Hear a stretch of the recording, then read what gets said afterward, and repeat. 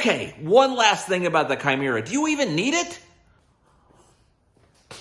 Hey there, Bob from Oregon, Wisconsin. Let me set my cup down.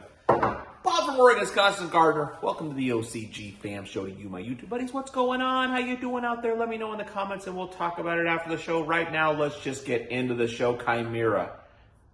It's not even out yet, and we're talking about it for 3 episodes, but I think it's interesting stuff that speaks to the greater growing thing. I don't know. This last one, the first one we talked about what the Chimera was, what it was for. The second one was about how quick acting it was. And that kind of led into another question that I had of, do you even need it? Is this just a special thing for special occasions, or is it something that anyone can benefit from? And Scott and I talked about that a little bit. I think you'll find it interesting. Watch the clip, and I'll talk to you after. In a normal circumstance where you have some good water, would you throw some limestone in your soil and skip the Chimera, or is it a good for everyone situation? Oh, it'll be, the nice thing about it is generally outside of like eastern Michigan and their water pH is 9.5 with an alkalinity of 160, they probably will never need Chimera because they probably need to go the other way. But I'd say for the most of the people watching the show, anybody hanging on their seat with alkalinity problems, this will be the solution for majority of our customers on that level. Okay. One thing that came up, you said use the Epsom salts instead of the CalMag in the situation of magnesium. In the past, we've said that the CalMag was roughly equivalent but cost more money and was maybe more gentle than using the Epsom salts. Has that changed? So, the reason why we're not using a lot of CalMag is because it's calcium nitrate, magnesium nitrate, where Epsom salt is magnesium sulfate, and it's a very low sulfate, so you're not putting a ton of sulfur, but you're getting a fast release of magnesium. I'm mistaking it for MagAmp. MagAmp. Oh, yeah, no, MagAmp too. Yeah, it's a cost thing, because if you're in a 4-plant tent and you're running 2-gallon pots, a quart of MagAmp might last 3.5 years, where a teaspoon of Epsom salt that you could steal from your old lady's foot bath, and that'd probably cure everything right there. I gotcha. Don't use the scented stuff. You can find running most of it.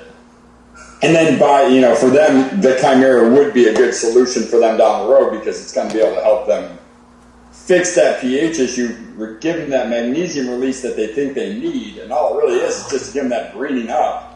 And then feel better. The plant will maintain that health all the way through to the end. It's not like you have a magnesium deficiency long term. It's just that it hasn't been able to get at that magnesium because of situation going on with the pH. And this is just a little booster shot to get you over the hump while you're fixing the other situation. It really is. Okay. And if you had 300 acres of just crappy farmland, the pH was 5.1, and there's just no way you're getting it up there with limestone this season because you need 28 million gallons of river water. That's where dolomitic lime comes in, is that you can apply it onto the fields, get that pH up with a calcium dose, then you maintain it with limestone year after year after year as you're cycling through the different crops in that field. I gotcha. Dolomite has its purpose, but it's not in indoor growing because the magnesium load is super high and the pH is super high and reactive. So using too much, I've seen a couple of customers run out by the garden line from down to earth, but they get the dolomite by accident. They put it in the cup, and their pH goes to like 9.8. Oh, jeez. And there's no way you're bringing that down. No. You literally need to strip the plant down and put it back into regular potting soil. Oh, wow. Okay. Yeah, that sucks. I feel bad for those. But you should listen with both your ears and write it down that it's garden lime and not dolomitic. 2 ears, 1 mouth. Magnesium oxide on the label, like 30% magnesium oxide. Right there will tell you, do not use that as your calcite. Okay. I did this a lot today. For some reason, all I can see on my computer is this hand and fingers. Okay. What do you think of that? Informative, entertaining, helpful? Did it bring up any questions, any comments? Do you have anything else you want to talk about?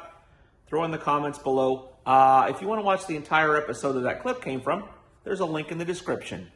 Is that it? I think that's it. I love you. I'll see you tomorrow.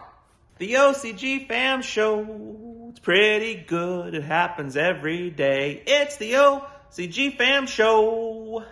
See you tomorrow.